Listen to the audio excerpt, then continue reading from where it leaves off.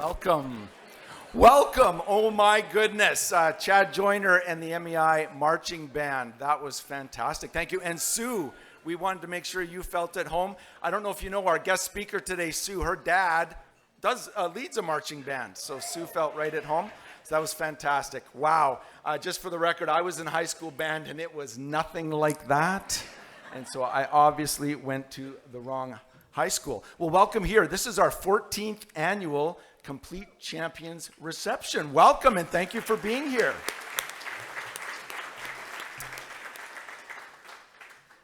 We are here today to invest in Complete Champions and our future leaders. And I want to start by introducing my co-MC. She is right over here, Sarah Friesen.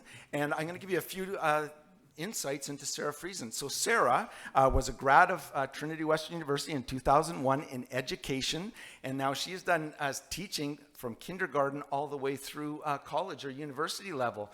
And there are some similarities to teaching kindergarten and university level sometimes. And so she's done all that, and she also does a lot of Bible teaching, and she has an MDiv. And so she is quite something in that regard. She is married to Leighton Friesen. Leighton, you're pouring a glass of water, but give us a wave. So it's married to Leighton. Leighton is a hockey alum of Trinity Western University from '97, and they have 3 kids whose names all start with the letter S, just in case you were curious. And so a couple other interesting facts. The Dryfout family, which Sarah is in the Dryfout family, her brother, sister, mom, and dad were also all Trinity Western University students. And when Sarah was a student at TW, her sister Jolene, I wasn't going to make you wave, Jolene. Oh, Lisa's just pointing her out. Quick story about Jolene. Jolene was on Trinity Western University's first women's volleyball team in the CIS, or now called U Sports. And so that first year in volleyball was a little bit tough, and they actually did not win a single game. And so we just want to say, hi, Jolene, welcome here. Jolene is the foundation upon which our amazing women's volleyball program was built. So well done, Jolene, yes. And for those of you who don't know, our women's volleyball team this past year were the U Sports national champions. And so we're pretty excited about that, yes. Okay, let's see, there's other important stuff that I was going to say, but I'm going to go forward to this. Sarah, I absolutely love what you are currently doing in our athletic department, and I would love for you to share with everyone what that entails. Sure, I'll do that, Alan. I will introduce him because he spent a long time on me, so I'm going to introduce him. But I will tell you about 2 things that I've had the privilege of being involved in with Spartan Athletics. And one is we have a discipleship program that Jeff Gamache kind of got started about 4 years ago. I've been involved with it for 3 years now. And basically what it means is that every team at Trinity has a couple of discipleship leaders. And I co-coordinate it with a teacher at Langley Christian. His name is Cody Friesen, and I'm not related to him, but he kind of does the guys' teams, and I do the girls' teams, the women's teams, and we meet once a month, but then we also equip them and meet with them, and they spend a lot of time with the players on their teams, leading and equipping and engaging, and so that's one side. I've been doing that for about 3 years, and we have something new at Trinity this year, and it's a chaplaincy program. And the chaplain term, the chaplaincy program, or chaplaincy in itself isn't new to sport. It's been around for years and years, but it's new to Trinity. And so just about every team has one. I fortunately get to do it for the women's volleyball team, and it's been so much fun so far. It kind of, if you're unfamiliar with the term, the way I explain it is that I'm kind of a pastor and a life coach to them. And it just provides so many neat opportunities for them to be able to talk, to run ideas past me. I'm able to pray with them. I'm able to be around, be available for them, but not really have anything to do with volleyball for them. And so I'm available to them as volleyball players, but I don't coach them, and I don't let them know if they're playing next game. And so I think that's a really good thing. Yeah. This is Alan. If you've never met him before, he is at the Spartan Foundation as the director of philanthropy. And so you will get to know him a lot more when he asks for your money a little bit later. But I will tell you a little bit about him. He played soccer at Trinity. He's an alum. He studied human kinetics. And not only did he play soccer, but he went on to have quite a coaching career in soccer. He coached soccer for 17 years at Trinity Western. He went on to coach at IWU, UFV, UNBC, and even the Whitecaps Academy. So soccer and coaching is kind of his thing, and he's giving back now by being on the Spartan Foundation and working for them. He's married to Trisha, who is a principal in the Mission School District. They have 2 adult children, or they're kind of adulting now, right? That's what we call it. Yeah. And so we're going to be your MCs this afternoon, and we're going to just basically be making sure the afternoon carries on schedule. And we are going to be introducing different people, and we've got a lot of great people for you to hear from today. Yes. And my job is to now introduce somebody else. Thank you for just looking at me. I'm going to introduce Dr. Blair Whitmarsh, who is the Dean of Human Kinetics and Athletics at Trinity, and he's here to bring greetings from the university. All right. Woo. Thank you, and so great to see everybody here. Thank you for coming and being part of our special day. Sometimes I wonder what makes us different at Trinity compared to maybe some of the other universities that we might think of. And, I've been at Trinity for 27 years, and so I've had lots of time to think about it. But this week I had an interesting story come up that reminded me of what one of the things that Trinity is about. And actually, this story doesn't have anything to do specifically with athletics, but has to do with the department in human kinetics where athletics is housed. And we were looking to do some furniture repairs of some furniture we had. So we were calling around in the local neighborhood to see if we could get some repairs done. And we ended up getting a hold of a young woman on the phone for a company. And we said we were from Trinity Western. And she said, Trinity Western. She says, Trinity Western saved my life. And I was like, I wasn't talking. I've heard the story. But the person talking said, how'd that happen? How'd Trinity save your life? And she said, I was a heroin addict and living in the streets of Vancouver. And had been there for 3 years living on the streets. And I met this young group of people, 3 people from Trinity Western. And they were down on Friday night. Instead of going to the movies or hanging out at the club or something, they were down on Friday night meeting with people down on the street. And she says they took me in and took me into a place, and we had a coffee.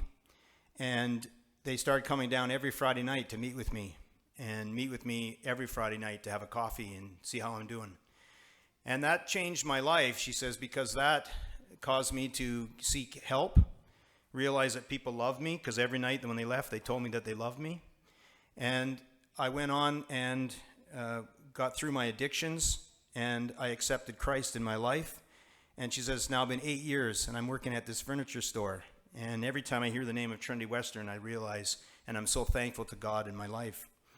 And it made me realize at that moment that that's what makes Trinity different. Yeah, I think we should clap for that. That's great. Trinity is a different place, and here's students going out making a difference. And yes, we offer degrees, and we offer really good degrees, like many other institutions. We have great programs and great people, but ultimately it's about what we do for serving others. And at Trinity Western, the model that we use is called Equip for Life, and we're about equipping people for life, which kind of fits with the Spartan's complete champion idea, being complete champions. And we have 3 things that we focus on at Trinity for that: being Christ-centered, being student-focused, and being globally engaged. And those things are really important. And so when I think of Trinity and how important it is that we continue to have that kind of engagement with our community. And when I think of Spartan athletics, I think of how important it is that the role that Spartan athletics plays in our community. And we do a lot in the community. And it's not about championships. It's not about how many games we win, even though we love to win. I love to win as much as anybody does. It's about the transformation of lives that we have. And it's about relating to people in our community and recognizing that we have a lot of different kinds of people coming to our university. And even standing here today, I think it's important that we recognize that Trinity Western University, the Langley Event Center, that we are currently on the traditional, ancestral, and unceded territory of the Stolo people. And we have a strong relationship with those people, and we're developing a stronger relationship with them as we continue to build our community. And Spartan Athletics is a light, and we have almost 400 athletes who are going about developing their athletic skills, but they're more than that. They're actually about changing lives of people. And when they graduate from Trinity and they move on from sport, it won't be about how many championships they won. It'll be about how many lives they touched, how many people's lives they had made a difference in, and the impact that they'll have around the world. And that's what we'll remember. And I think today you'll hear stories about that, less so about championships and more about lives. And so thank you so much for coming. I appreciate all of your support. And on behalf of the university, we really appreciate you being here. Thank you.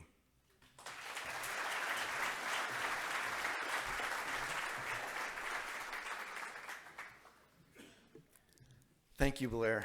Blair and I were students at the same time at Trinity, and his wife and I used to play badminton against each other. She's a good little badminton player, and one of my goals in life was to one day be able to beat Blair or Lorraine, one of the two of them, at badminton. So want to welcome our live stream guests. If you can wave at the camera back there. We have people watching via live stream, so welcome as well. I'm sure that you are somewhere where winter is occurring, and winter is also occurring here outside the window. So why are we here today? That's part of my job, is to explain that. And a few years back, we were about to jump from the college league up to youth sport, or up to the big leagues.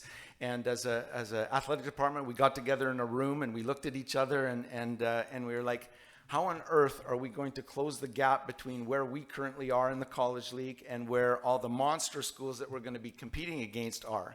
How are we going to compete against the UBC Thunderbirds or the University of Alberta Golden Bears and Pandas, or Toronto or McGill or Western Ontario?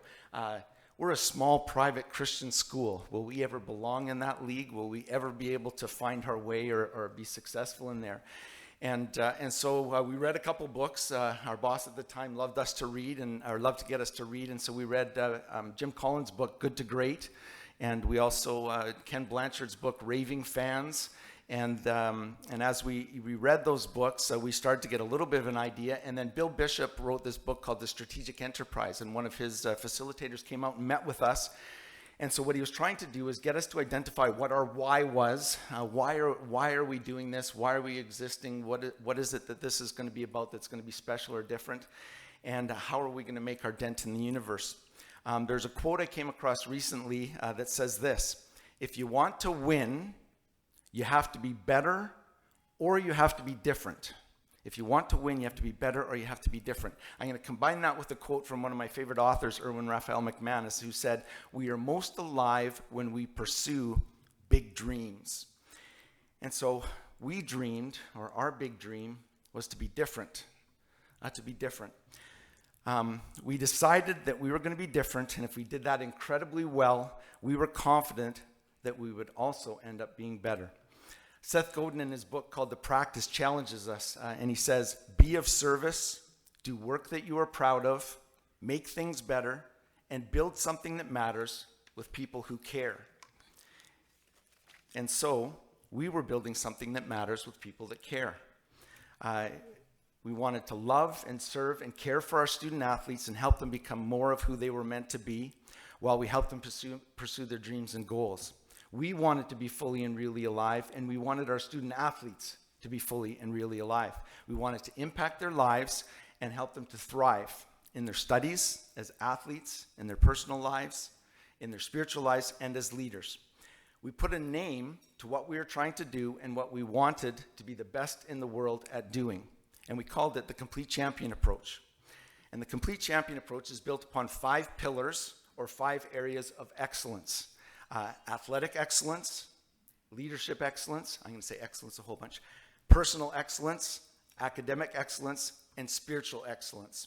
And so the Complete Champion Approach helps Trinity Western, I'm reading this part, actually I'm reading all of it, Trinity Western Spartan student athletes become champions in all areas of their lives by focusing on whole person development. The CCA is designed to encourage student athletes to grow their God-given gifts during their years as students and athletes at Trinity Western University. The goal is that Spartan alumni would be empowered to live lives of significance as servant leaders equipped to powerfully impact their families and the communities worldwide. We want to be different, and as a result, we want to be better.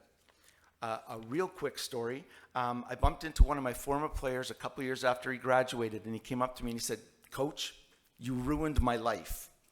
Those are the words that every coach wants to hear. Coach, you ruined my life. And so as I was thinking and contemplating, okay, what is it that I did this time? He stopped me and he said, what you did is you gave us 5 years of unbelievable memories, and I don't think anything will ever top that. And this is a kid, we started in youth sports. Our first year was rough. Our second year was a little rougher. And then by his third year, we ended up with 20 wins, 2 losses, 3 ties, ranked number 1 in the country. And his fourth year, same thing. And by his 5th year, we won Canada West. We won a Canada West championship, and we were in Prince Edward Island playing in the national championship semifinal. We were beating University of Toronto 3-2. The victory was ours. The ref was about to blow the whistle, and he allowed one more corner kick. The corner kick happened, ball put in the box. It bounced off of a whole bunch of people, ricochets and everything, and the goalkeeper from University of Toronto pounded that ball right into the top of the net, and it was 3-3. Went to overtime, went to penalty kicks, and we lost. Bunch of kids lying on the ground, bawling their eyes out because they wanted so badly to win together and to win a national championship.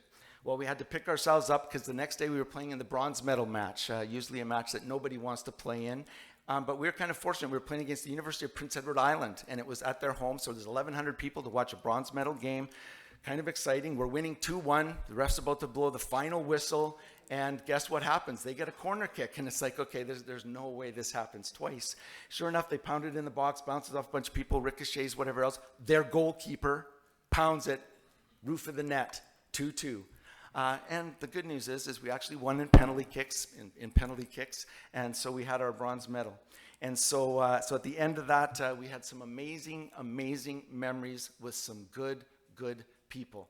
And with our Spartan athletes, we want them to go away with those amazing memories. We don't want to ruin their lives, however. So a couple months ago, I went for a walk with this particular gentleman, and we walked Mill Lake. We did it 7 times. If you want to time it and see how fast you can do it, he and I, we booked it around Mill Lake 7 times. And while we were doing that, he talked to me about his amazing wife, his beautiful children, and his career that he was absolutely thriving in, that when he arrived at Trinity, he wanted to be, and he's doing an amazing job at it. And some dreams came true, and it was so exciting there. So the good news is I don't think we ruined his life. I think it turned out pretty good. And so we hope that our alumni will go on to live the life of their dreams and continue to strive to become more of who they are meant to be. We hope they continue to strive to be complete champions who find a way to win together with the people that are in their lives now. We want them to be complete champions who love and serve and care for the people in their lives, complete champions who do work they are proud of, complete champions who strive to make things better and choose to build something that matters with people that care. Complete champions who choose to be different and better. So why are we here today? We are here today to continue building something that matters with people who care. We are here to help build complete champions who will go on to be leaders who are going to make an impact and a difference. Thank you for being here today, because you are a part of it, what makes that happen. We consider you, I hope you're okay with this, the team behind the teams. And without you being here today, we can't do the things that happen out on the fields and the arenas and the tracks. The courts. Did I miss anything? Yes. So thank you for making an impact and a difference. Thank you for helping us as we pursue being different and as we pursue being better. He had the hard job. Thank you for that explanation. I get the easy job of thanking all of you for being here, including our major sponsors. And so our presenting sponsor today is Nicola Wealth. They are longtime loyal partners of the Spartan Foundation, along with Marie Nelson and Debbie Priesel and the whole Nicola Wealth community and team. Thank you for being here. I'm going to invite James to come on up. This is James McCarthy to tell us all a little bit more.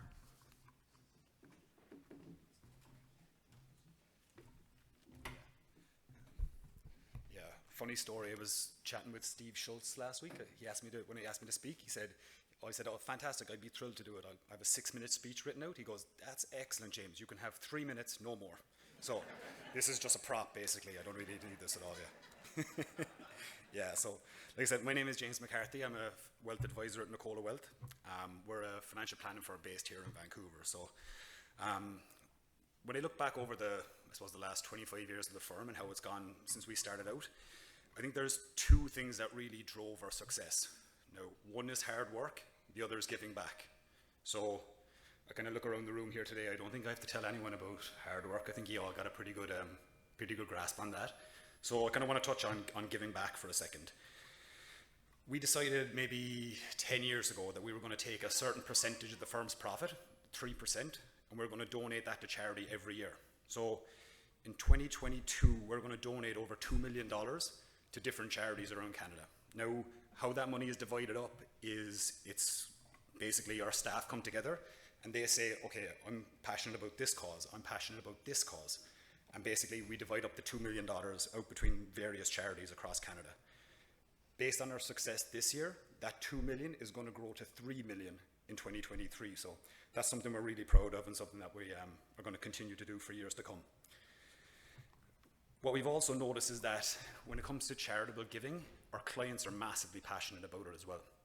So basically through our discussions with clients, we found that a lot of people were donating ad hoc to various charities, the Spartan Foundation being one, and we wanted to create a way where we could help clients build that charitable giving piece into their financial planning, long-term planning. So what we did was we created the Nicola Wealth Private Giving Foundation, and that's just a structure that helps clients manage their charitable giving each year. Now, I asked for these numbers because I know I'd be talking about it today, but last year alone, our clients donated over $29 million of their personal net worth to various charities and organizations across Canada. 250,000 of that went directly to the Spartan Foundation. I think actually some of those big donors are here today, so if you want to put your hands together for those people.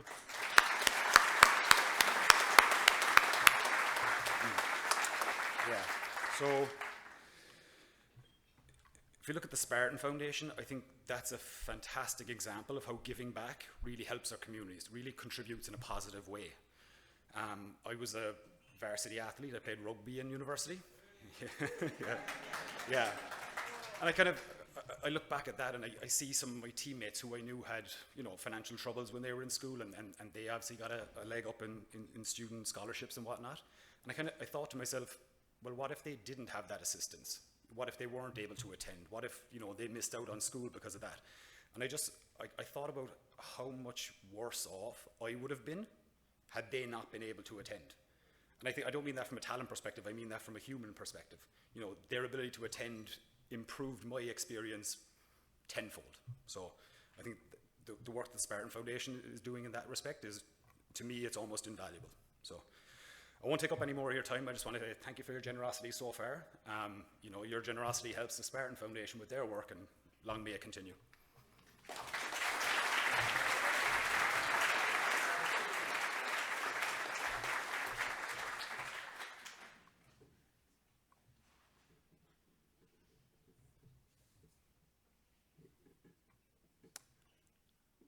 I was just looking on my notes to find where we were. And now I want to thank our diamond sponsors. And so our diamond sponsors, are they up here? Yes, we have Janssen Insurance. Janssen Insurance right over here. Andrew, yes, thank you so much for being a diamond sponsor this year. And we have GLC Solutions, and I think that he wasn't able to make it last second. Thank you so much for being a diamond sponsor. And our gold sponsors are, and you can read them with me. You don't have to read them with me. You can read them quietly to yourself as I read them out loud. We have Guardian Angel. We have the Trading Post, which many of you have already been enjoying. Lowen Krause, Lawson Lundell, BC Greenhouse Builders Limited, Westwoods Contracting. We have Park Ridge Homes, Coca-Cola, Valley Commons, Avisar, Chartered Professional Accountants. Should I read the small part underneath for those in the back? Smart Business Solutions, Solid Financial Results. And we have Lux Hyperbarics. I paused there for you, Rob. Lux Hyperbarics, yes. All right, I think somebody's supposed to help me with a draw. Yes?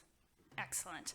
We have a draw that's sponsored by Trading Post Brewing. It's a great prize. You have to be here to get it. So if it's for like your friend who's supposed to be sitting next to you and they're not there, you don't get it either. Like the actual person needs to be here, okay? It's a $150 dinner gift card for the Trading Post Eatery and a selection of craft beer, as well as a Spartan family pass. Like it's good for 6 tickets to any game all season. It's fantastic. Okay. You gonna read it? You picked it already. Braden Volkanot. It Come on isn't up. rigged. It was.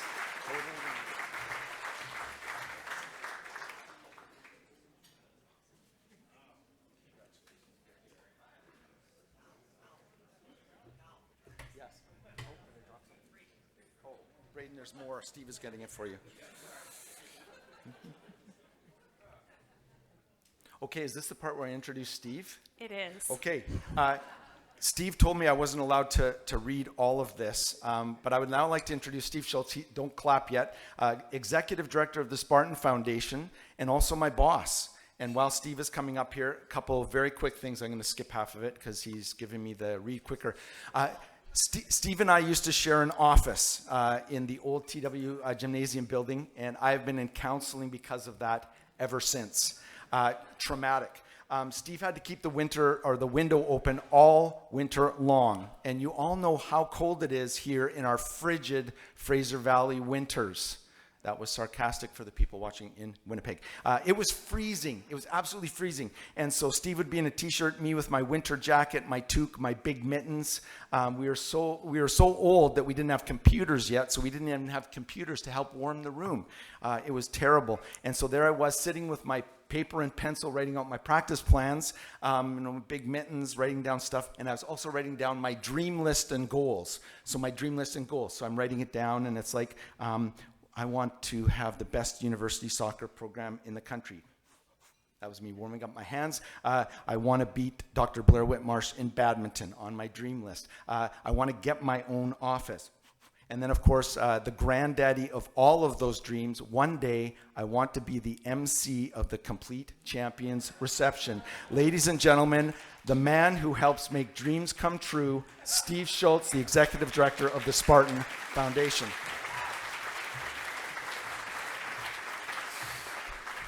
Wow, I can't believe that. I've got lots of stories too, but we're not going to go there. Anyways, thank you so much for being here. You know, this is the biggest event of the year for us, and we always love seeing the Spartan community come together. We've got parents here, parents of alumni, players, coaches, staff. It's an awesome celebration, so thank you for being here. We just want to include you on this whole journey of ours, the whole idea of just joining together and investing in these young lives and the Spartan Athletics program. So we want to welcome you here. We want to welcome all the people on the live stream as well. Thank you for giving online. We appreciate you guys. And we just want you to know that without your support, without the scholarships, a lot of Trinity Western students wouldn't be able to come to university. So scholarships are important. It gives them an education, and it gives them an opportunity to just really make an impact on life. So we want to thank you for being partners with us and helping us make university a reality. And we know that 18 to 24 age group is really critical, and we want to be able to pour into them and help them make good decisions so that they go out into the world and grow God's kingdom. So thank you for helping us develop these future leaders. Over the last 35 years, I've been involved with Spartan Athletics one way or another, and I have just been so blessed. And I've been blessed because I have just seen so many lives change. So many good testimonials are going on. There are lives that are being impacted by sport, by the different academic programs, by the leadership opportunities that our athletes have, by faculty and professors, by the teammates that they're hanging out with, by coaches. Coaches just pour into these athletes. And life in the dorms. They're going through stuff in the dorms. So anyways, I invite you to just bless them, bless the athletes, bless the students, encourage them, and just support them today.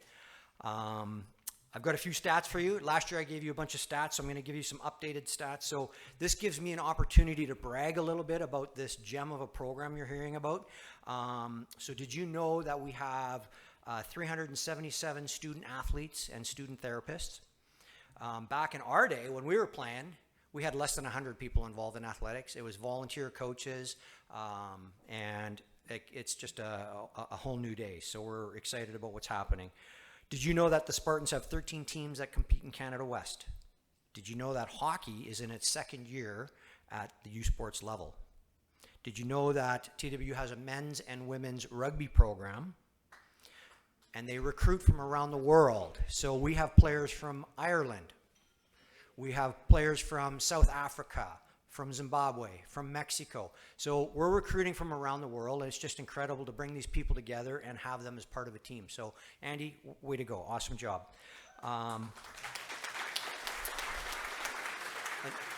Another plug for rugby is I went and watched UVic and UBC play against our guys, and we are closing the gap.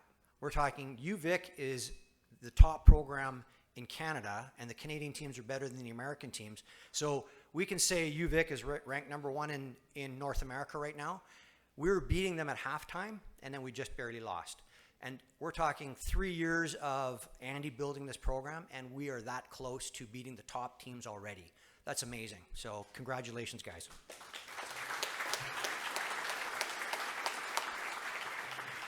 Did you know Spartan Athletics added a disc golf team? And we have the coach sitting right over here, Chris Hartman. Where are you? He is a men's volleyball alumni, and now he is a disc golf expert. He's ranked number 26 in the world and number 10 in Canada, and he's building disc golf courses around the world. So, Chris, awesome to have you building the program.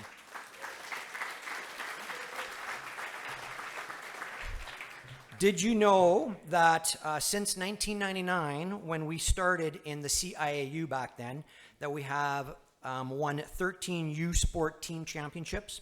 So in 23 years, we've won 13 U Sport championships. Like, that's almost like every second year. That's amazing. Back in our day, we dreamed of a national championship. Now we're just getting them like crazy. Did you know that we have 32 Canada West team championships?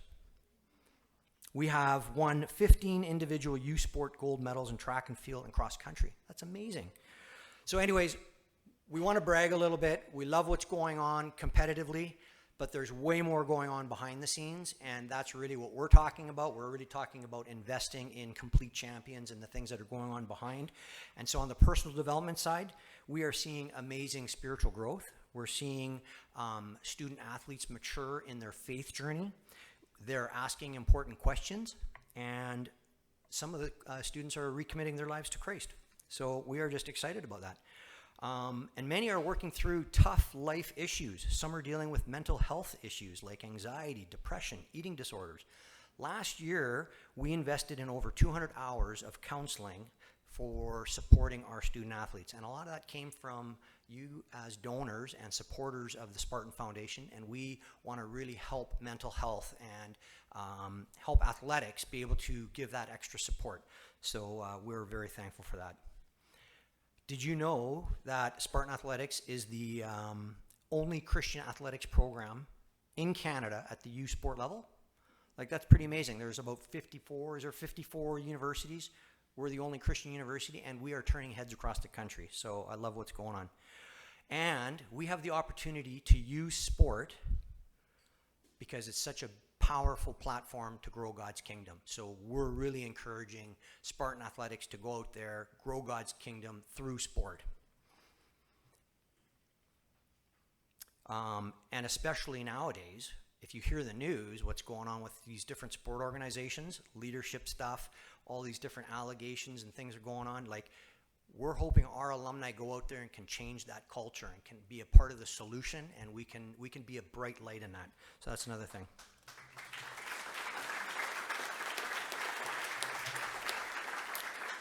Okay, a little bit about the Spartan Foundation, just real quick. We're in our 14th year. We love hosting events. We host different events throughout the year, big ones, small ones. We go to the Okanagan to do a La Dolce Vita tour. We have lots of fun doing that. We love to build community. we love to network, and we love to connect people. So our motto is we want to have fun while we raise money. So together with Spartan Athletics, with the coaches, and so many of you, we have raised over $13 million in the last 13 years. So thank you to everybody for your support.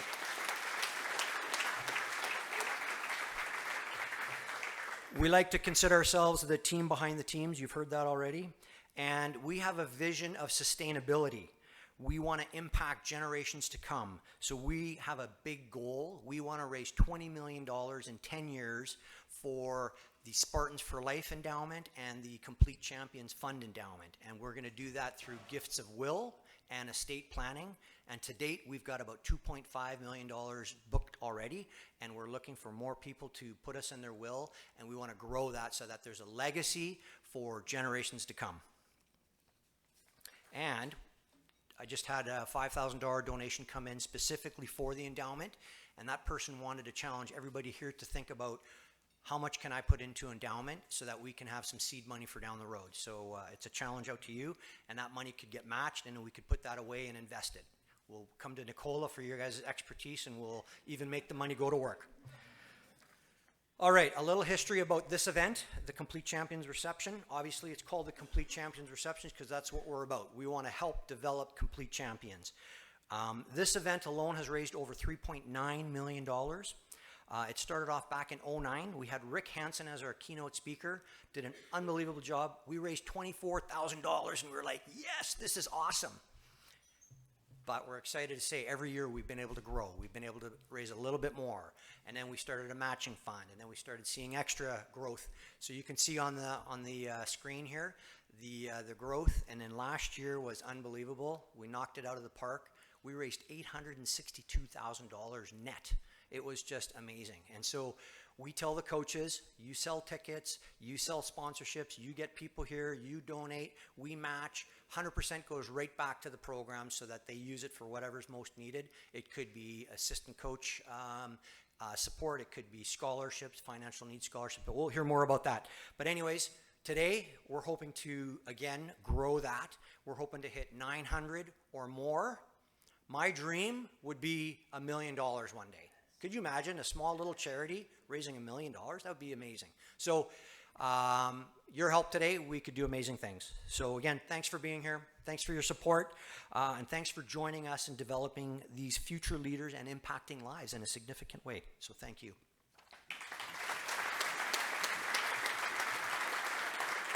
Thank you, Steve. So one of the best ways to learn about this program is from a student athlete. So if you look at the screens, there's going to be a video to introduce Tamalor, and then he's going to come up and talk to you all. I love the way that boy moves his feet. It's beautiful. On the rugby field, Tamalori Awanusi is an unstoppable try-scoring machine who has made a name for himself locally here in Langley, back home in his country of Ireland, and around the globe. A winger with the Spartans, he has been instrumental in helping lead the Trinity Western men's rugby program to unprecedented heights. During the 2021-22 season, he burst onto the international rugby scene, starring with Ireland's development side of the Dubai Sevens tournament before securing a spot with the national senior side on the World Rugby Sevens series. Not just a rugby player, Awanusi is studying political science and pre-law and spent this past summer in Ottawa working as a government relations intern. He's a published writer, including a piece in the Irish Times about his experience growing up as a black person in Ireland. He's a person who has and will continue to make a difference on the field and, more importantly, in our broader world. Remember this name. He is Tamalori Awanusi.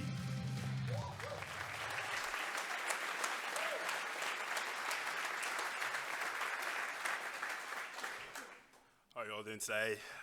Sorry, this is my first time public speaking for the first time. It's a bit nervous to say the least, but I want to thank all of you first and foremost for being here. My name is Tamalori Awanusi. You guys can call me Tam. It's definitely a lot easier. I was invited up here to tell you a little bit about myself and how I fell in love with this program that we're all blessed to experience today. So just to clear the confusion, as you probably already know, the accent hails from Dublin, Ireland, where I was born and raised. and I can see some puzzled faces in the crowd. There are black people in Ireland as well as leprechauns. But, you know, it's funny. I think I meet a lot of people out here, and I get that look of bewilderment on their face as to why there's a 6'6" black man Irish in Langley. But I find a lot of beauty in that. We're gathered here today through our love of sport and faith. I first met Coach Andy Evans in 2020 at a tournament in Washington, D.C. He approached me and mentioned a new program that was brewing in Langley, British Columbia. I think it was safe to say I was dismissive, given the fact that I didn't know where British Columbia was, let alone ever been to Canada. I was actually moving over to New Zealand at the time. I just received my first professional opportunity with Waikato Rugby, and I was pretty excited. It was my first time getting a professional experience. I was only 19, but you know, in my first game there, in the first 5 minutes, I ruptured my PTFL, broke my leg, and fractured my ankle, and required 2 surgeries in the very first game. You know, it's safe to say I was pretty disappointed, but I wasn't aware of what would follow. Previously, before going to Waikato, I was in university in the States, and you know, I could give you the spiel of being 18 in a foreign country by myself as to why I didn't do well in school, but the reality is I was playing Modern Warfare in my friend's basement. But look, don't tell my mum that, please. But look, after New Zealand and my injury, I decided I wanted to continue my education. You know, being injured made me realize it's important to have other options outside of sports. But, you know, with my grades being so low, every coach I spoke to in the States told me they couldn't provide a scholarship with my grades. So it was my fault at the time, and I had to accept that. You know, I was at one of the lowest points in my career. I couldn't access the 2 things that I valued the most in life, which was my sport and education. And, you know, as classic as it is for people in my situation, these are really the only times that we call on God. And I remember praying in a hospital bed in New Zealand after my surgery, and I was asking God to turn this around for me and, you know, help me find a way through this. And he did. A couple months later, I got back in touch with Andy. We spoke about attending Trinity, except this time around, I actually Googled British Columbia. And what really surprised me with Andy was his genuineness. I'd spoken to multiple coaches in the States at this point, and, you know, the conversation started with, here's how much I can offer you. Andy was the first coach to ask me, how's your rehab going? How's your family? Can I pray for you? And, you know, at the time, he didn't realize how big of a deal this was for me because, you know, it's just a natural thing that he would do. But I could tell straight away how intentional he was with the program and what he was trying to achieve. And, you know, I was honest with Andy from the get-go. I told him I'd love to be a part of the program, but the reality is I can't afford it. The man didn't break a sweat. He said, you know, God will make a way, and he prayed for one, and I prayed for one with him. So through events like today and Complete Champion fundraisers that, you know, we normally host in the summer, it makes it possible for people like myself to come here. Now, I know many of you aren't familiar with rugby, but coming from Ireland, we're the number 1 ranked country in the world for rugby, ahead of the All Blacks, South Africa, and the likes. That's just a little plug there. But coming to Trinity, I'd pretty much given up on the dream of playing rugby professionally and representing the place that I call home. But, you know, last year I received a call from the director of Irish Rugby offering me a contract for our national program after seeing footage of me playing here in Trinity in Canada. Look,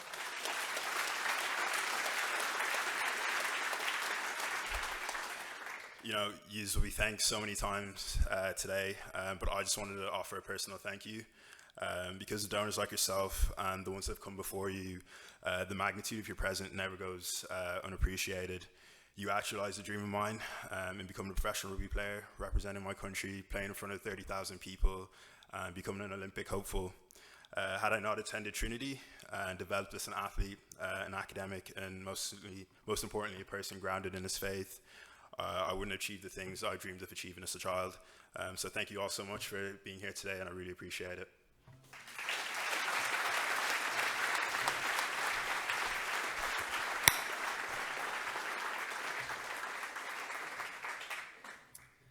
Tam, thank you so much for that. If you have not had a chance to go out and watch our rugby team play, first of all, they're phenomenal, but you need to go watch Tam play. He is a beast out there.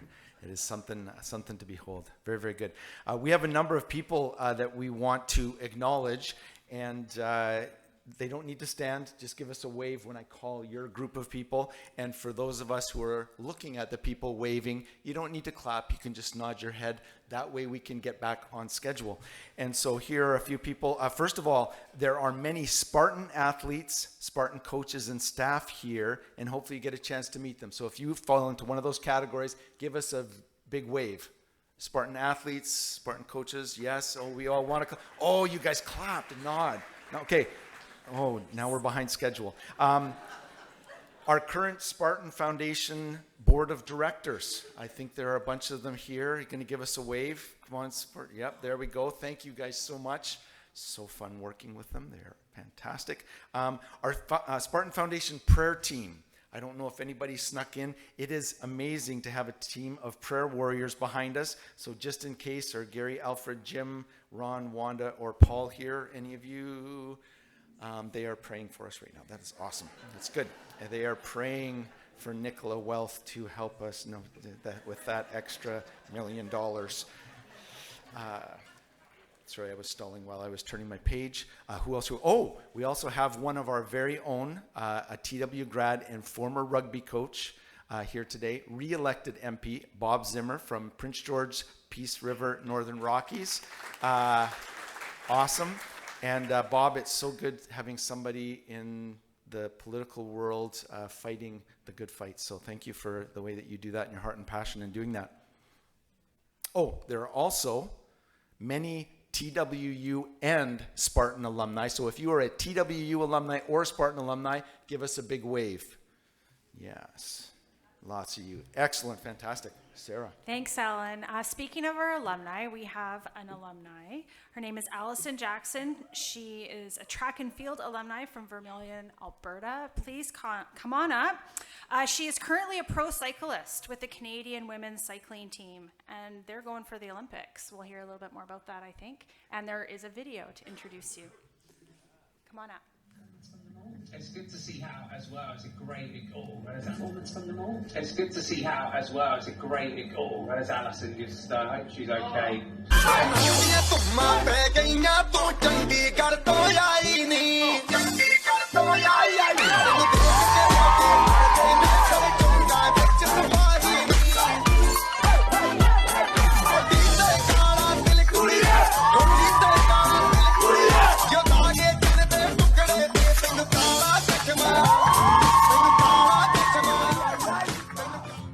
You've just met Allison Jackson, the track and field star turned international cycling sensation with an affinity to dance. As a Trinity Western Spartan, Jackson was a 5-time medalist in track and field and cross country before graduating with a Bachelor of Human Kinetics with a focus on kinesiology. Following her graduation in 2014, the former triathlete moved to the bike full-time. Since then, she quickly climbed the ranks of Canadian cycling and has become a mainstay amongst the best in Canada ever since. In 2021, she had a year to remember, representing Canada at the Tokyo Olympics before going on to finish 6th overall at the World Championships later that fall. This past year, she was once again Canada's best rider at the World Championships and has continued to unequivocally prove herself to be the cycling world's dancing champion. She is Allison Jackson.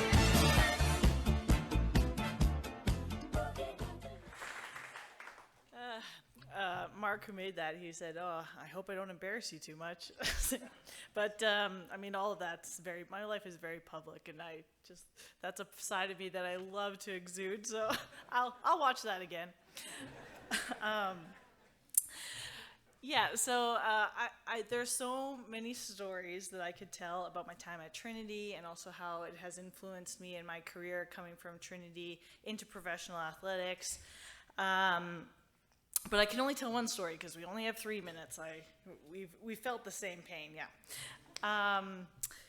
But I want to say, so in my world, we talk a lot about excellence. And as an athlete, we understand that. We want to win. I want to win. And in the sporting world, when we think of excellence, we look at sporting results. And what Trinity taught me was to look at excellence in a holistic way. Trinity taught me how to look at excellence in athletics, but also as a student, as a business person, as a teammate, and as a leader, and also how to blend faith and sport and find out where my identity is, because it's very easy in athletics to have your identity hinge on results. And although it's very cool, and people love to also talk about, that I'm top Canadian or number one ranked Canadian or Olympian, but I'm pretty sure I was invited here more for the character and leadership attributes that I exude in my sporting world and in my life.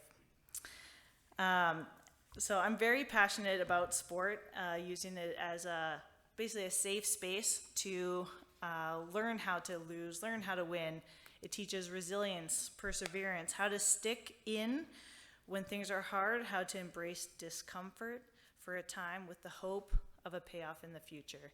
And I think sport and faith in Jesus have so many parallels. And that's what Trinity really tries to push us to explore. And that's also what brings me back. So Trinity has such a special place in my heart. The complete champion approach, it still lingers with me in the sporting environments that I go into that are very secular. And I really got to hinge on reminding myself of where my identity is, that it comes from who God made me to be, with all the talents and passions and ambition and dance moves that I got. To use those to the best of my ability in the context that I'm in. And that's also, why I'm back here. And I keep checking in with the track team, seeing how they're doing. I'm really passionate about how the team is creating excellent humans, but I also really want us to win. And I think that when we blend faith and sport, and when we blend being faith followers and sport, Jesus really wants us to be excellent. And we get to be excellent in our athletics, and we get to try to be excellent in our businesses, and excellent as humans and as teammates and as family members. So passionate about the complete champion approach. Also really want to plug the track team and the cross country team. So if there's a little box you can check off for that, I would do that. There you go.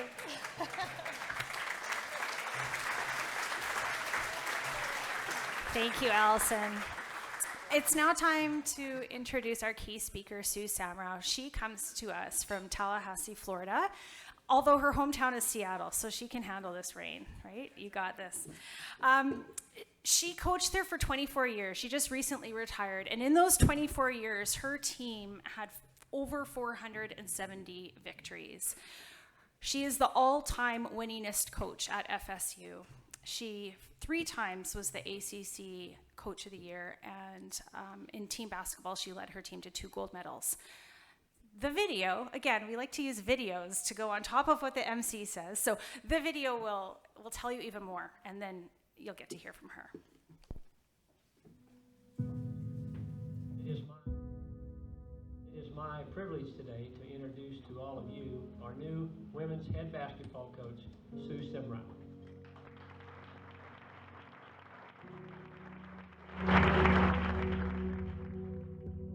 As far as my coaching philosophy, I hope y'all will know this and hold me accountable to. I want to treat the young ladies as people first, and as students second, and as athletes third. And I want to make sure that they have a positive experience on and off the basketball court.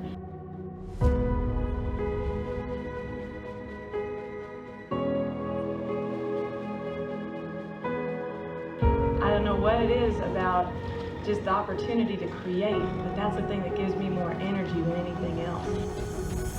And with those things in place, that's why I'm here, and I'm very excited to be here. You're defending now! No whistle call. Cleveland Lucas had both elbows clear.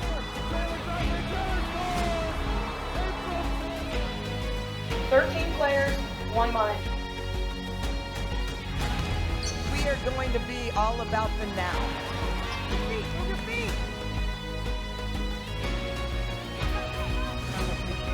I love the confidence in that count.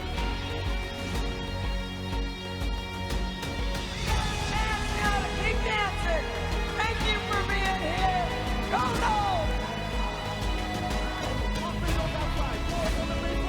Welcome back to Coach Sue. There's that smile, picture worth 1,000 words.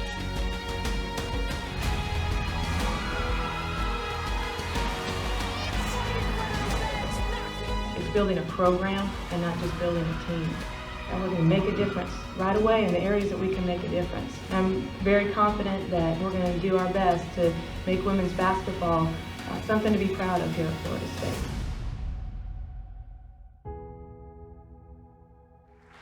All right, so obviously 24 years, these guys put together this video when I retired, and there was no HD back then. I mean, my God, hairdos to here, the whole thing. But I do have to say that when I look at that Seminole basketball floor, okay, and really cool, just learned that the ground here, it's Native Canadian. Okay, Seminoles are Native American.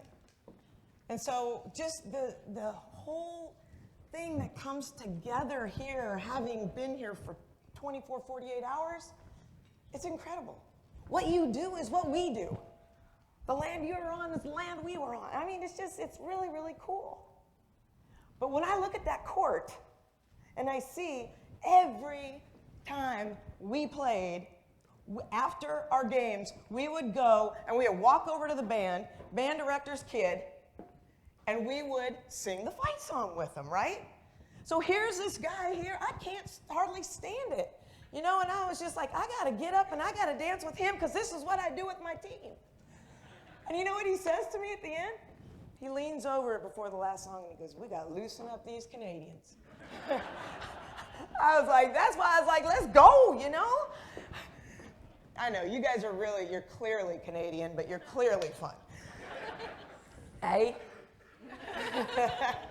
All right, now listen, I want to get started with something that's, again, I am from the Pacific Northwest, and as I was driving up here, I was wondering, we call it the Great Northwest, and I was wondering, what do you guys call this, the Great Southwest?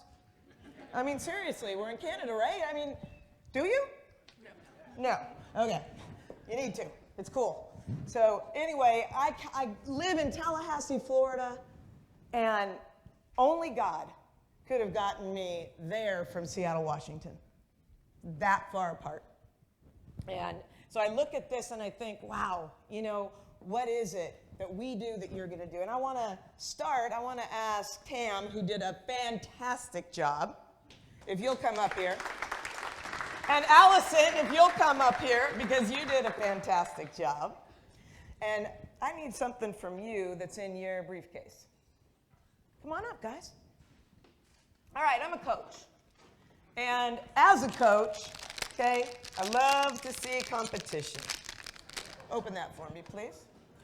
All right, so we're going to compete, all right? And I'm going to tell you what to do and how to do it, all right? And I'm pulling for the women. Let's go, girl. Come on. All right, so you each take an Oreo. All right, and what I want you to do, give yourself a little space. All right? You're going to put this Oreo here on your forehead, and you need to get the Oreo from here to your mouth without using your hands. Okay? Do you understand what to do, how to do it? Yes? We got this. All right, you guys can cheer. All right, ready, on your mark, get set, go. Oh, she's still going. Oh, one more time, you can't. You can use the same one if you want. You can get a different one. Okay, on your mark, get set, go. We got strategy. Oh, she's got it. She's got it. Come on, baby. Come on, baby. There's the tongue. Yeah! It's all right. It's all right. Excellent. Excellent. Good job. Good job. Yep. The old folks always win, That's good. Thank you, Tam. Oh my goodness. Okay, so with that, we compete, right? Great. We compete doing crazy stuff sometimes, all right? There's a guy named Simon Sinek. Something tells me he's Canadian, because when I listen to him, he sounds Canadian. I don't know. All right, but he has this thing called the golden circle, all right? And it goes this, this, and this. This is the why. This is the how. And this is the what. Can you guys see that over there? Golden circle. Golden circle. Vanna White. Okay, so the question is, and this is what I think that we've been talking about a lot, is which way do people do it most? What I just did, I didn't tell you the why that we did it. I just said, what are we going to do and how are we going to do it? Well, the why is to illustrate what you guys are doing already. Because what Simon says, that's cool. What Simon says is most people or organizations or teams, they start out and they say, all right, guys, we're going to win. And this is how we're going to do it. And they never even get to the why. But the people that win, they start with the why. And didn't you say that already? You start with the why and you work your way out. So, okay, we start with the why and we're looking at it, we're like, well, I don't know. But you know what? We do know here. And because I was so fortunate to be led to Christ, I know my why. And I took my why into the hiring process at Florida State. I took my why into my time at Florida State. So when I was an assistant coach at the University of Wisconsin, so I know weather way colder than this. When I was an assistant coach there, I had the opportunity to go to the University of Washington and coach. That's home. I didn't feel it. I would have the opportunity to go to San Diego State. Now that was a little bit better, that was a little bit warmer, but I just knew it wasn't it. But then I got a phone call from Florida State, and man, I'm parched. Could I grab that water? Thank you. Not yours. Did you drink out of that, Tam? It's okay, I would share your jeans any day.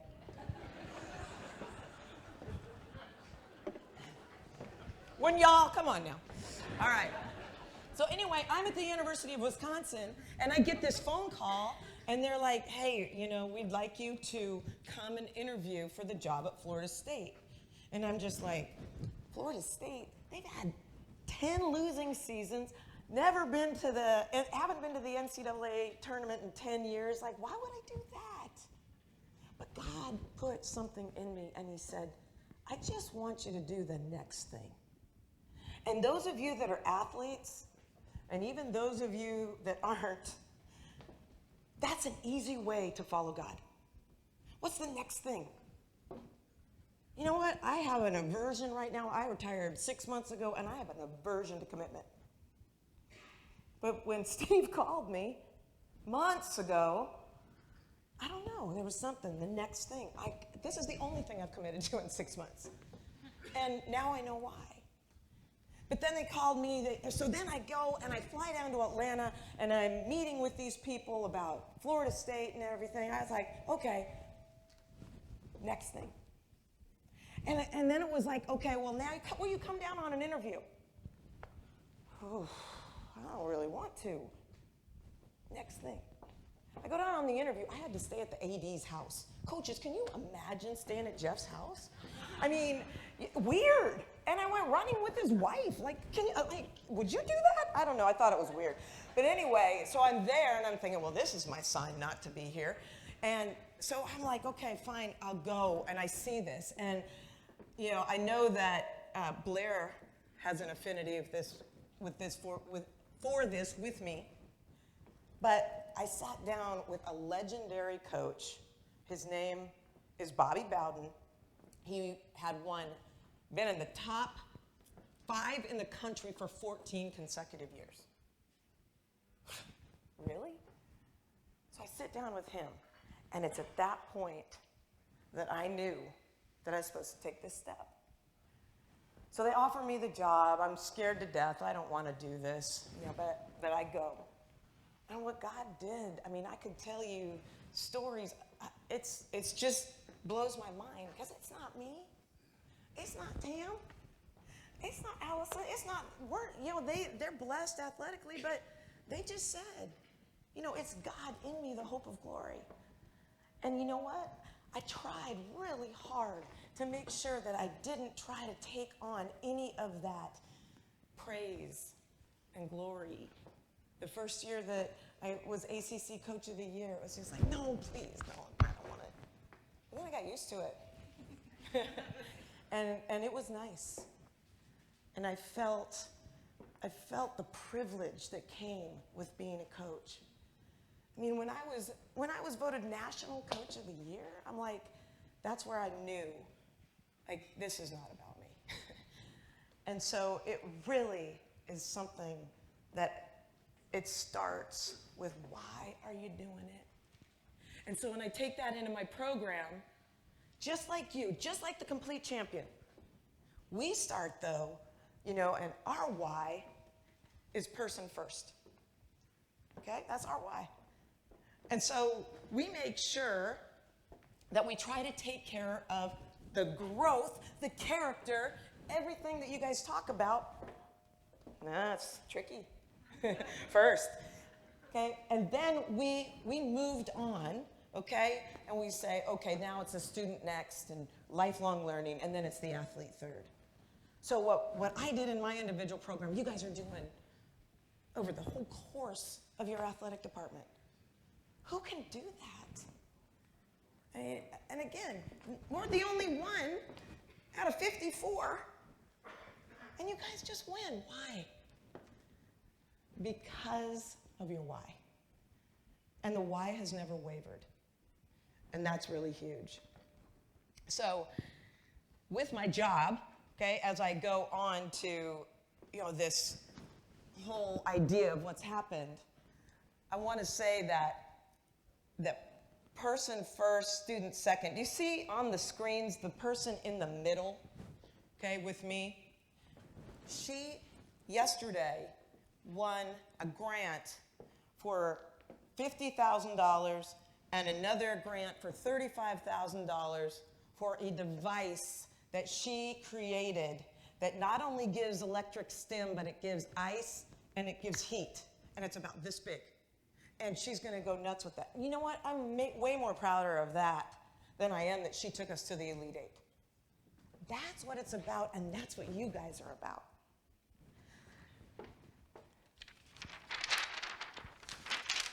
So, one thing I used to share with my players a lot, and I want to share with you guys as we get into the why here. So, if you look, a bell curve, you know what it does, right? It keeps going, right? All the way down. So what I would tell my players, and I'm telling you guys today, is you start with that bell curve, and it's right before it starts to go down, you start a new one. You have to. Right before you start a new one. And this is chaos. And that is something you have to be ready to go through. A tunnel of chaos. And the economy is going through chaos, guys. And it's time not to just, let's just go ahead and take a ride, and then we can build it back up. No. It's time to start a new one. And say, our why today? Raise $1 million.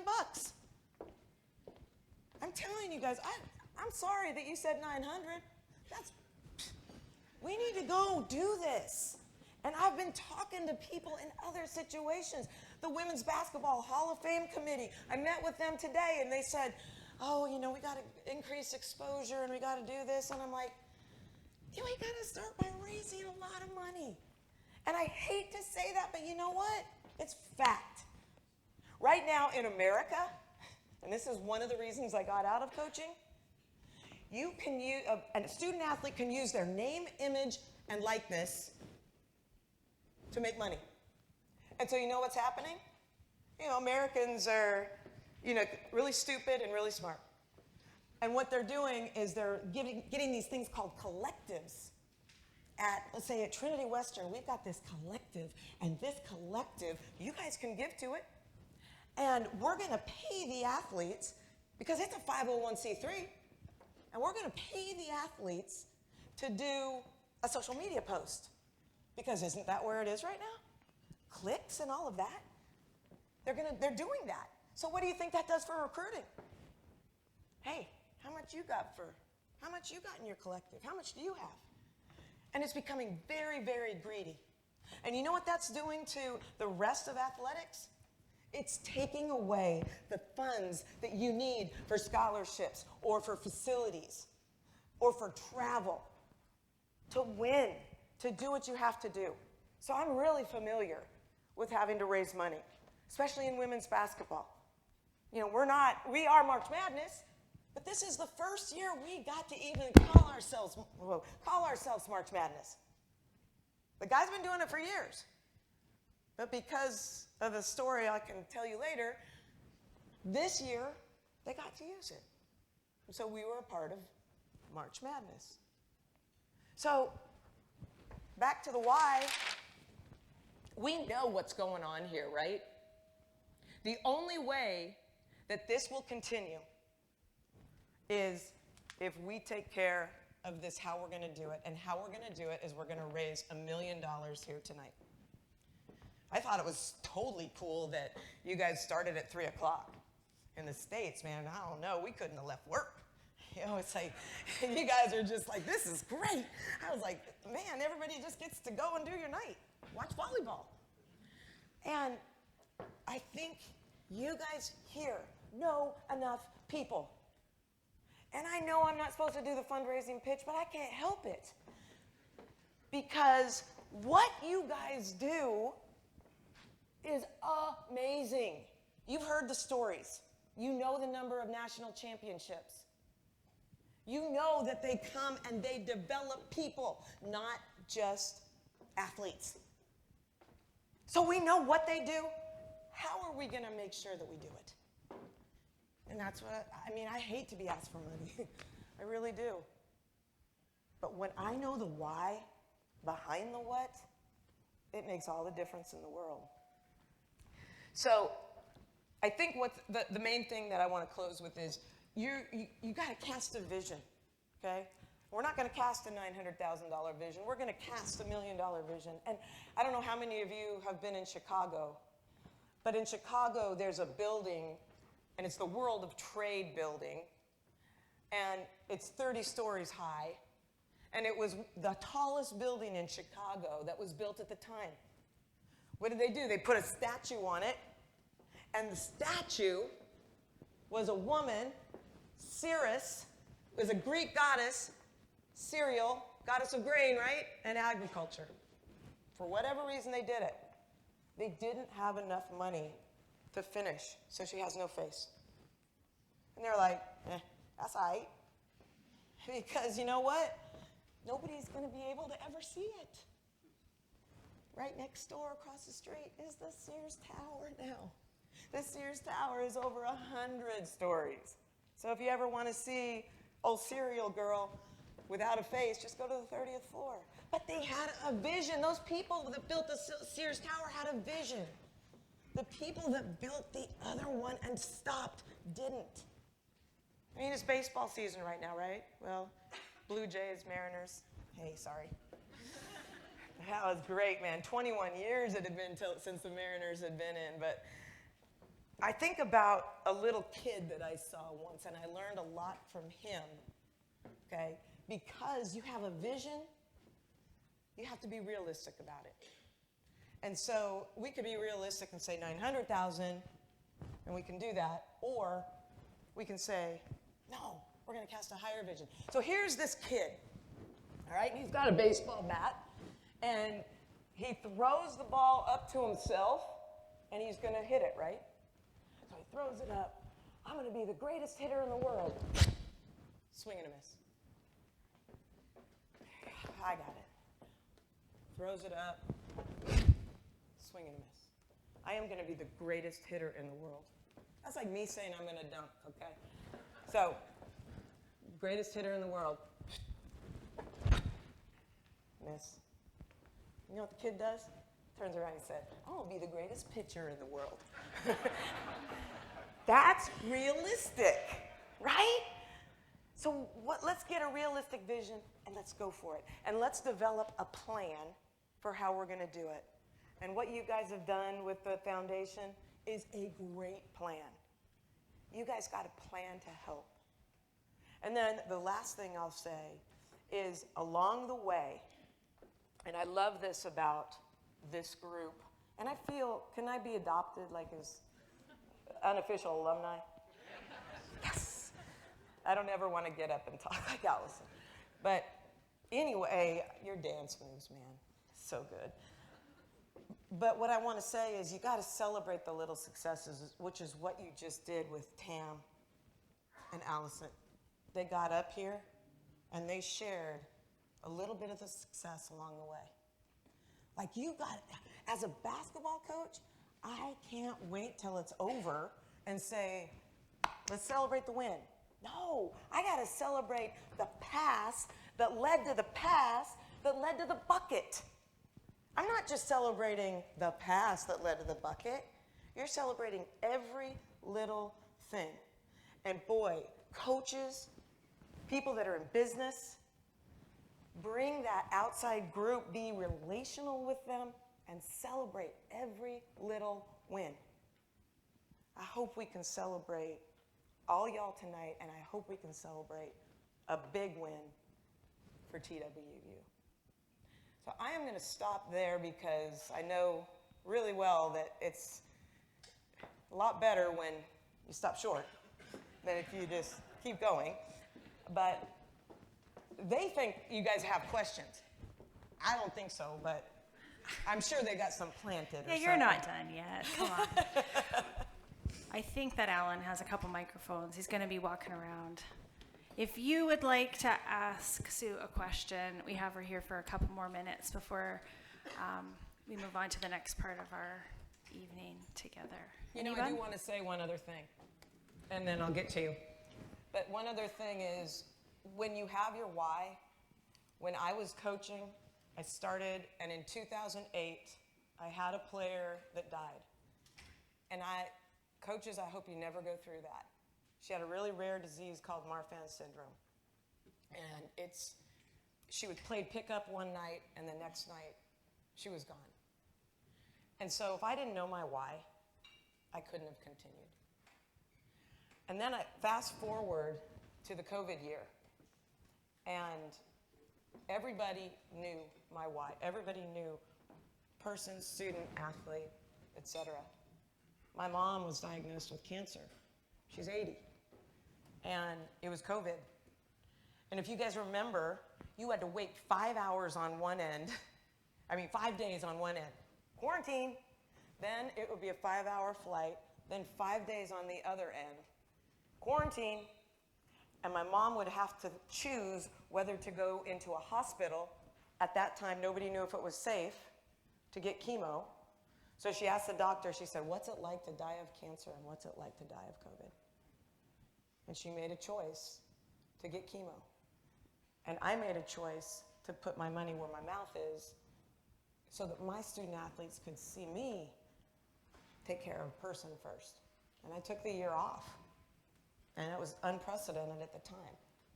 So just don't be afraid to do something that may go against what the world says, just because you guys have a greater why. Yes, sir. Test, test. Oh, there we are. I'm in the process of writing a book. I came here a year ago, 2 years ago, and I was really stuck because in my research of over 800 people, I found that if you don't have a good mom, you don't have a good dad, you're never going to have a happy marriage. Interesting. And I was stuck.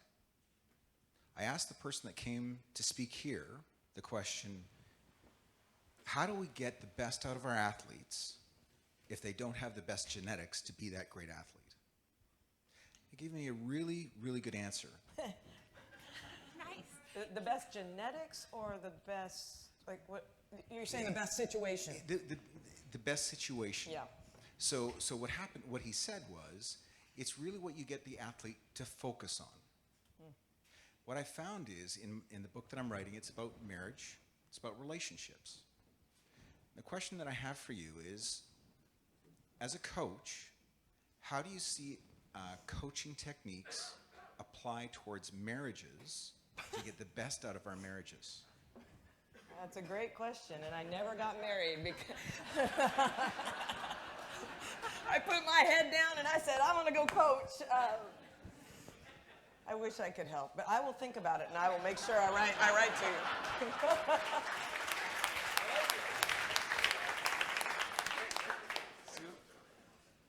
Hi. Hello. So you coached at FSU for 24 years. Yeah.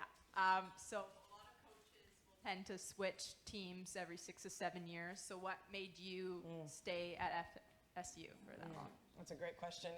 She said, what made me stay at Florida State? And it was 100% the people.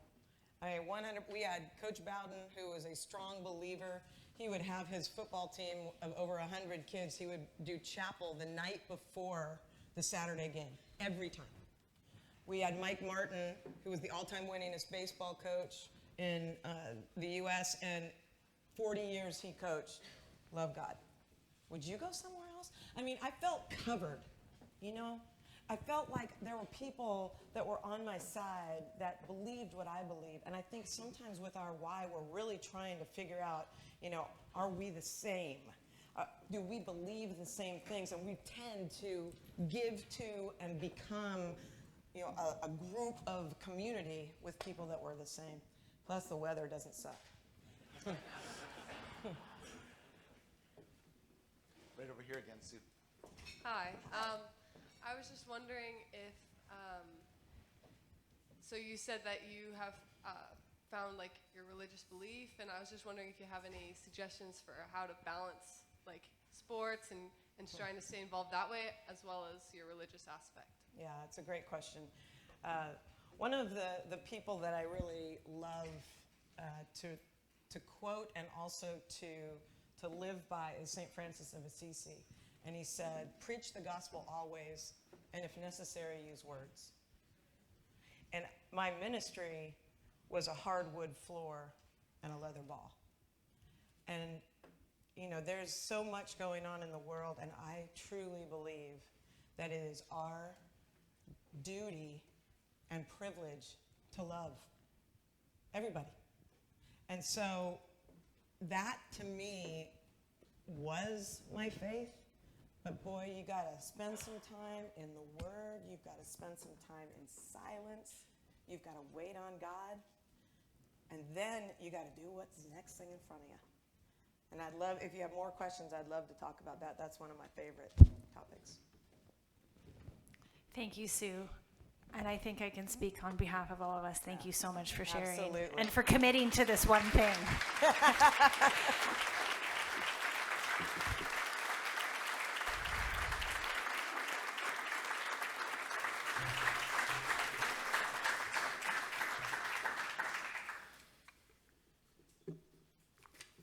Jeff, I think you and I are up.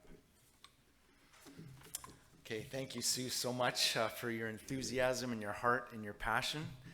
It's been so fun getting to know you, and thank you for that. And please, afterwards, come and chat with Sue. She is fun, and she has a whole bunch more stories than that, and greatly appreciate you being up here. Okay, Jeff,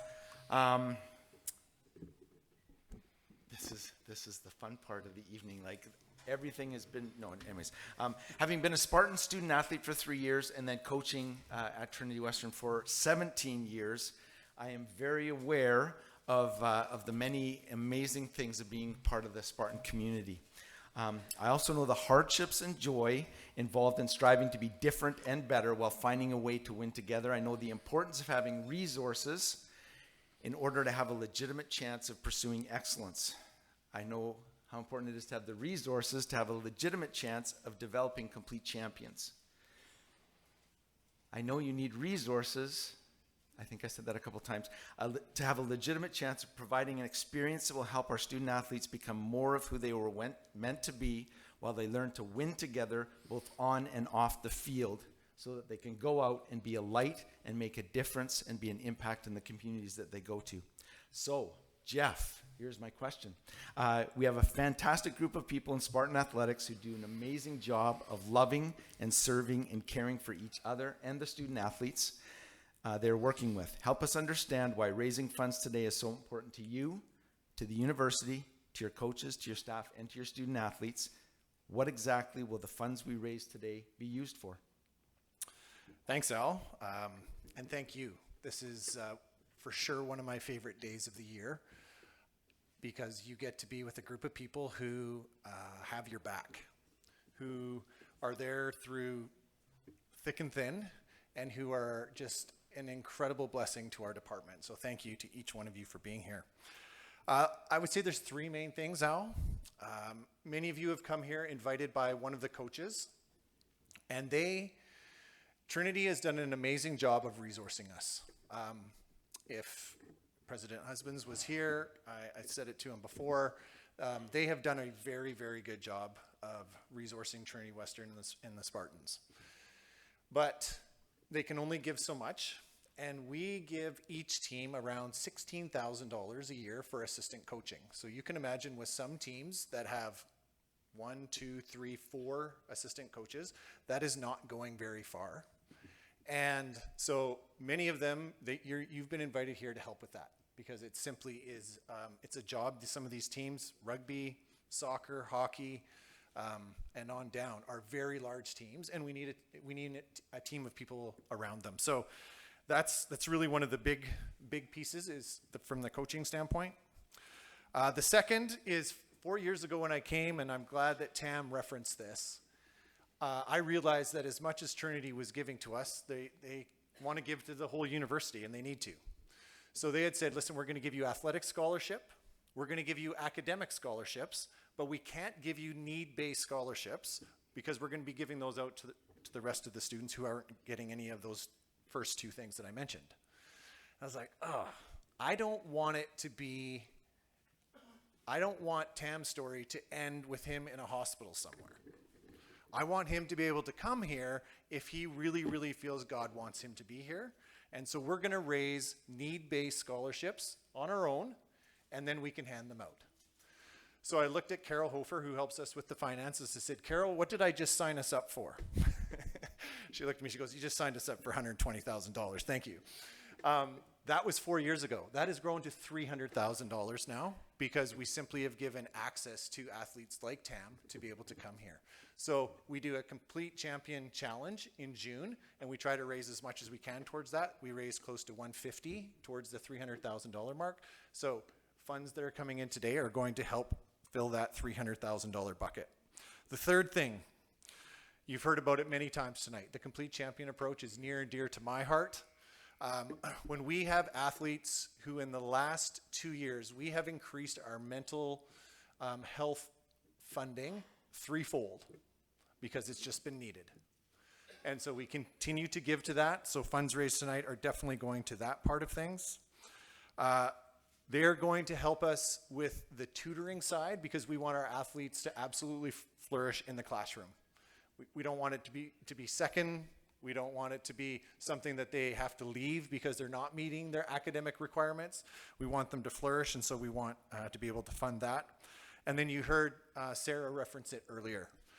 I had this great dream of having chaplains within every program. When I first came here, I was like, the coaches need to be doing that, and our coaches are doing that.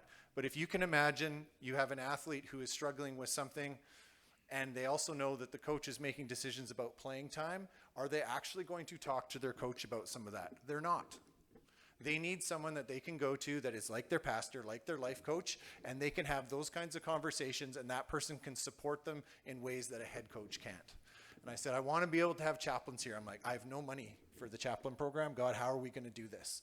And he has brought a chaplain to all but 2 of our programs. And those programs still have someone doing it. It's just not someone necessarily from the outside. So that's been a huge help, but they're volunteering their time. So resources going back to them would be used for devotional help, for retreats, just to give them a small honorarium, because all of them are just simply donating their time now. So those are the three big things. The coaches are definitely looking for assistant coaching help. We're looking to make sure that we fill the in-need bucket, and then we're looking for our complete champion resources. Excellent. Thanks, Jeff. We are often limited to what we see on the field or on the court or in the arena, out on the track, or even the cross-country runners. And by the way, I went to that cross-country. You were there. And I told my wife afterwards, I was crying, and I'm a bit of a wuss, I cry anyways, but as I watched those kids come across the line at the end of the cross-country event, they're just throwing their hearts into it. And when the Spartan badge on the back of their jerseys went by, man, it filled my heart because they go after it. It was awesome. And so thank you, Jeff, for giving us a glimpse of what happens behind the scenes. And those behind the scenes things are what makes Trinity really special. And so that's really good. Can you help us a bit more by telling us why you were so confident in what we call the complete champion approach? Sure. I'll tell you a story first. So in my previous life, before I came to Trinity to work as the athletic director, I was a teacher and principal. We also have a small little hobby Christmas tree farm. And so in December, it gets really busy, and lots of people come in to get their Christmas tree. So a guy comes up, I've never met him before. He says, hey, is this your job? Is this what you do? I'm like, no, this is hobby, certainly helps with my tax status, and but this is not my full-time job. Oh, what do you do? I said, well, actually, I just took a new job. Oh, where are you taking a new job? So I'm going to become the director of athletics at Trinity Western. Really? He goes, listen, I'm the fire chief in Abbotsford. I want to give you my number right now. I want to hire every single one of your athletes that's graduating out of there. I was like, very interesting. Okay, like this opened my eyes to the fact of Trinity Western graduates and Spartan athletes are coveted in the world, and they're coveted for a number of reasons. It doesn't matter who I talk to. If I talk to a CEO, if I talk to someone in finance, if I talk to somebody in the world of education, nursing, it does not matter. They're looking for athletes because athletes have committed to a team. They have committed to doing something greater beyond themselves. They have dedication. They understand teamwork. They have a degree of integrity. And when we put all that together with the complete champion approach, I just see what other people are looking for in the world, and we need these types of servant leaders to come. And over time, it's just been proven again and again and again. And actually, we had them put their hands up before, but if you are a Spartan alumni, could you just please stand? Like, this is one of my favorite. Don't be embarrassed. Don't be shy. If you are a Spartan alumni from any generation, stand up. Look around you. Give these people a hand.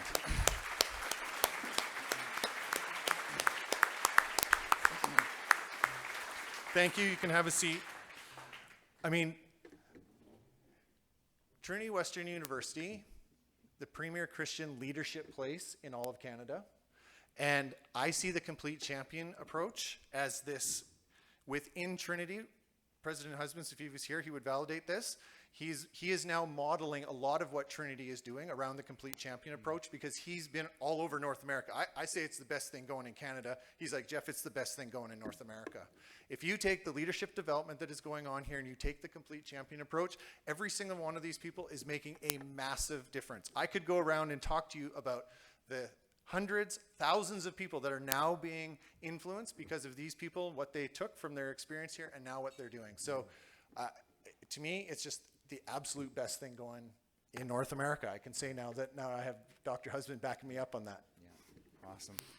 Well, Jeff, thank you so much. And I know the Spartan Foundation board and the Spartan Foundation, we love the heart and the passion that you have for Spartan athletics and all the amazing things you're doing. Absolutely love it, Jeff.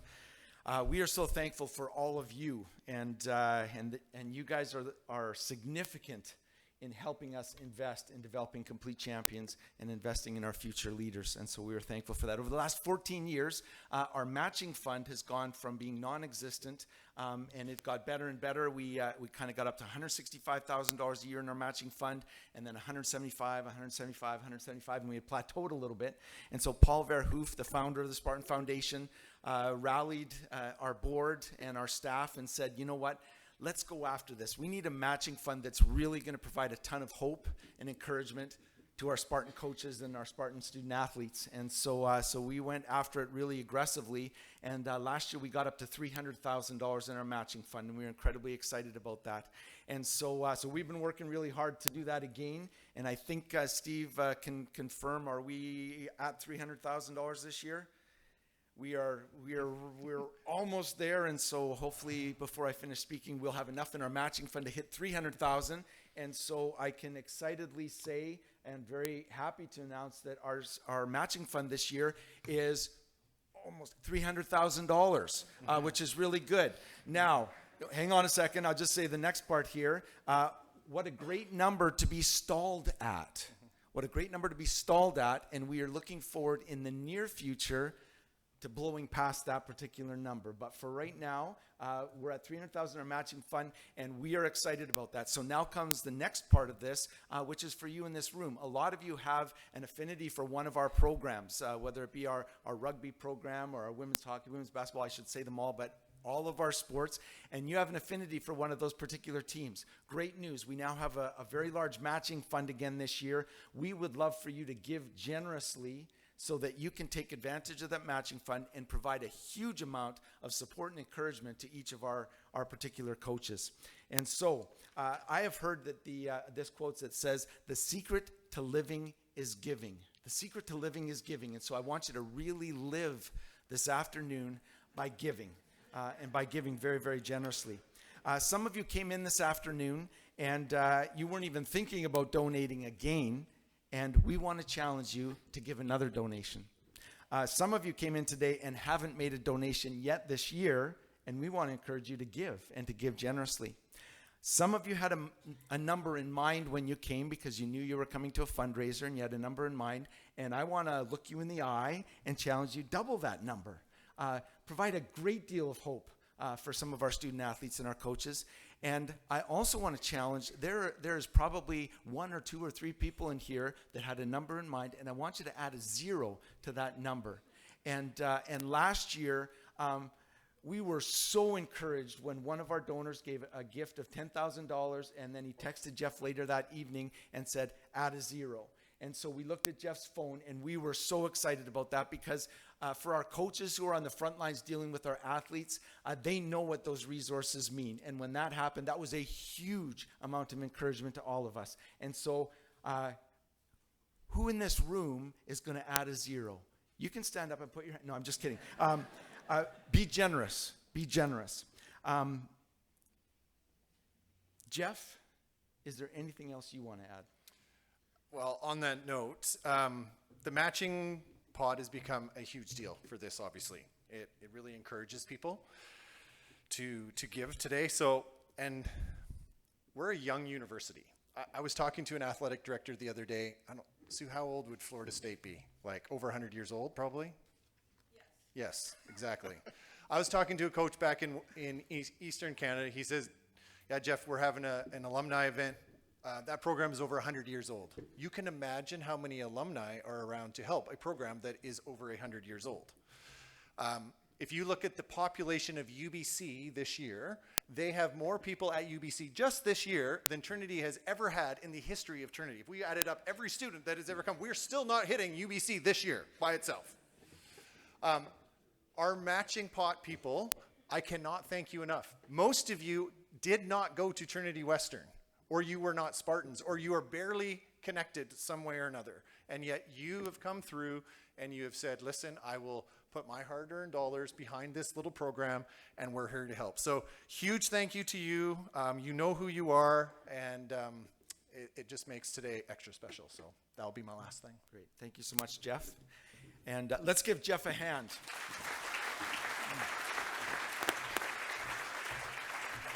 And just before Sarah goes, And also, can I say this? Can you be praying for Jeff? The stuff that he undertakes on behalf of our coaches, our staff, and our student athletes is massive. And authentically, we want to make a difference in the world. And so much of that depends on Jeff and his leadership and his heart and passion. And so just be supporting him and our coaches as they go out there and do the things that they do. Thank you so much, Jeff. Sarah. Yeah, I want to make this really easy for you, but I don't want to lose you all, okay? So some instructions, we made it easy for you to give. There are giving cards on your tables with envelopes. Those can be filled out and put in the little white bag.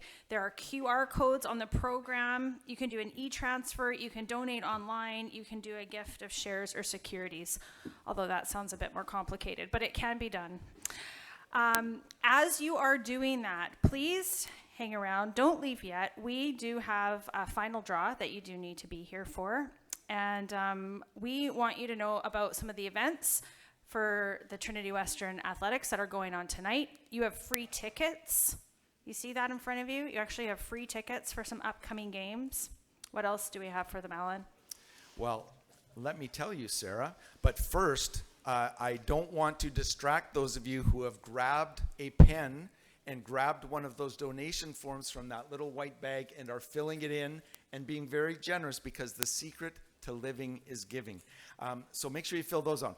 The events we have tonight, we actually have in this building or just over there, our volleyball teams are playing against the University of Calgary. Our women's team is playing at 6 p.m.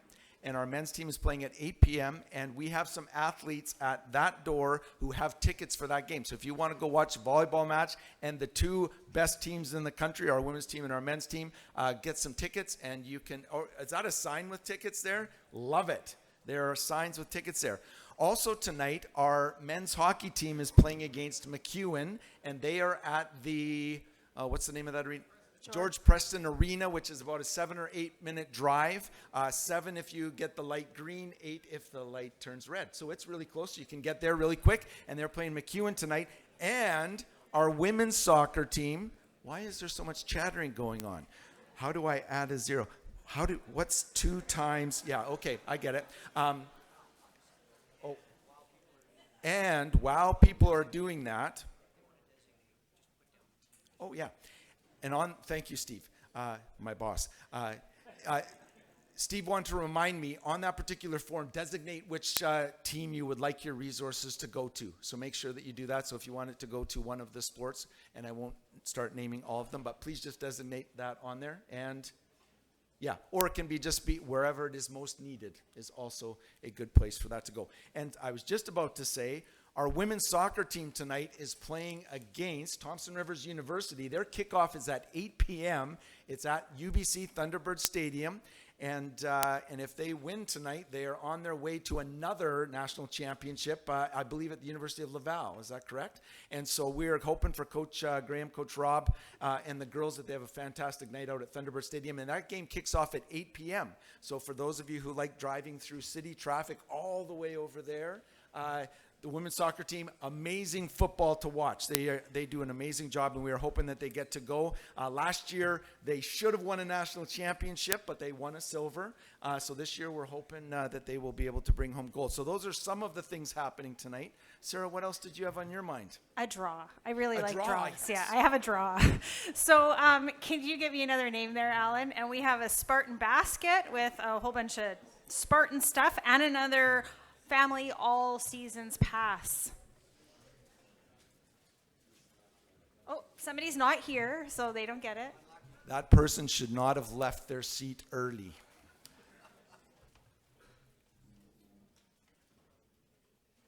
Mark Bransma, come on up.